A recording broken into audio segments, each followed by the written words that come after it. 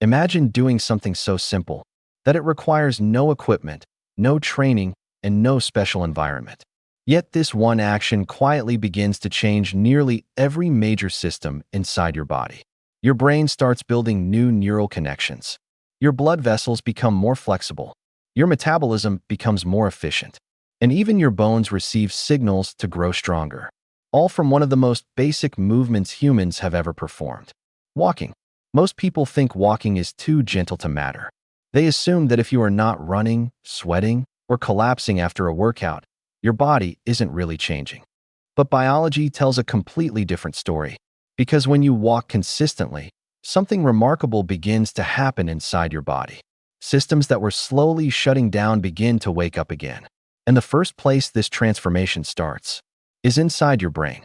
Inside the brain sits a small but critical structure called the hippocampus. It acts as the control center for memory and learning. But as people age, this region slowly shrinks. Inactive lifestyles accelerate that process, and scientists have linked hippocampal shrinkage to cognitive decline and diseases like Alzheimer's. Now here's the surprising part.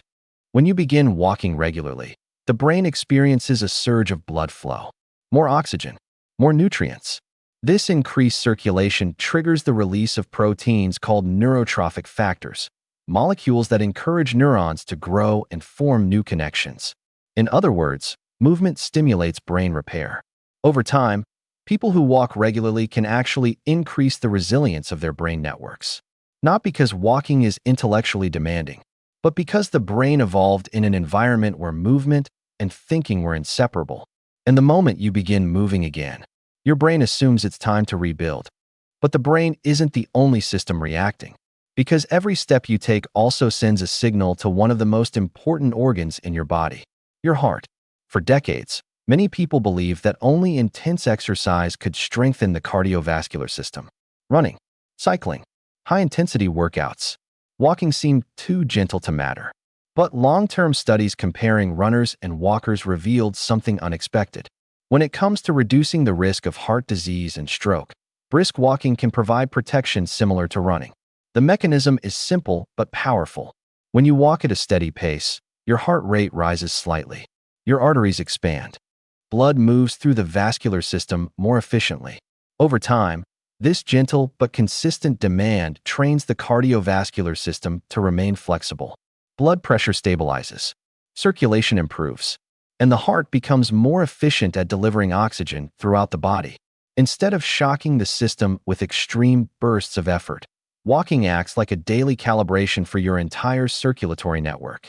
But if your heart is adjusting to the rhythm of movement, another organ is undergoing an equally important change. One that controls the way your body handles energy. Deep inside your abdomen sits an organ roughly the size of a hand, the pancreas. Its primary job is to regulate blood sugar by producing insulin. But modern sedentary lifestyles place enormous pressure on this system. When muscles rarely move, they become less responsive to insulin. To compensate, the pancreas must produce more and more of the hormone just to keep blood sugar stable. Over time, this strain contributes to metabolic disorders like type 2 diabetes. Walking interrupts that process. When your leg muscles contract repeatedly, they begin absorbing glucose from the bloodstream more efficiently. The cells become more sensitive to insulin again, which means the pancreas no longer needs to work overtime. Instead of burning through energy reserves in short explosive bursts, walking trains the body to manage fuel steadily and efficiently. It's a quiet metabolic reset. And while this change is happening internally, another transformation is taking place in the very structure of your body. Your skeleton. Bones may appear solid and lifeless, but they are constantly rebuilding themselves. They respond to stress. And if that stress disappears, bone tissue begins to weaken. This is one reason prolonged inactivity accelerates osteoporosis. But something fascinating happens when your feet strike the ground during a walk. Each impact generates a tiny electrical signal inside the bone. This phenomenon is known as the piezoelectric effect. The signal tells specialized bone-building cells, osteoblasts, that the skeleton is being used and needs reinforcement. In response, they begin depositing new bone tissue. Step by step, your skeleton becomes stronger. Walking also benefits a structure that often suffers in modern life, the spine. The discs between your vertebrae behave like sponges. They don't receive direct blood flow. Instead, they rely on motion. When you walk, the discs compress and release rhythmically, allowing nutrients to move into the tissue. It's like gently pumping fresh fluid into the joints of the spine, which helps explain why people who move regularly often experience less chronic back discomfort.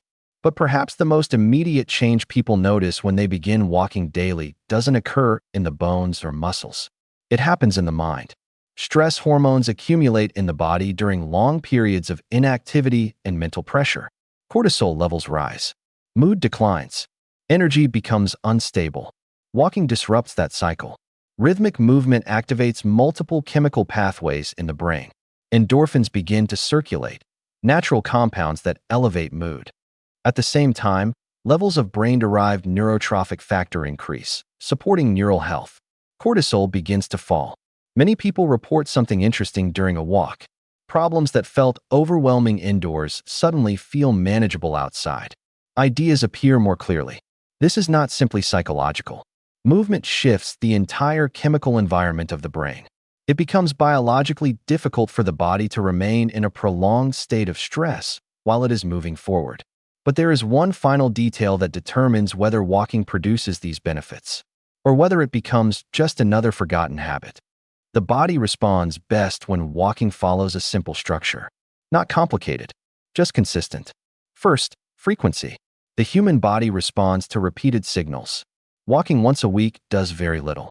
Walking most days of the week tells your cells that movement is now a permanent part of the environment. Second, intensity.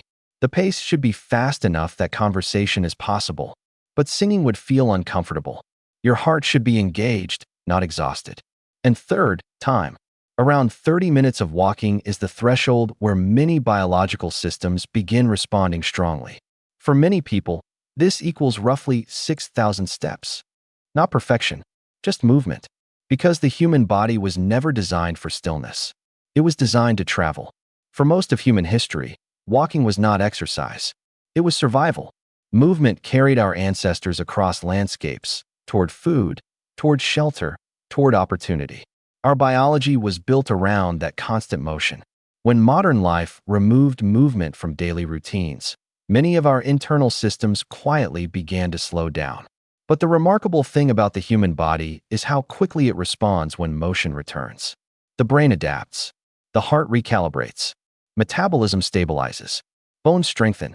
All from something so simple that it's easy to underestimate. One step, then another, and another. Because sometimes the most powerful change you can make to your health is simply refusing to stay still.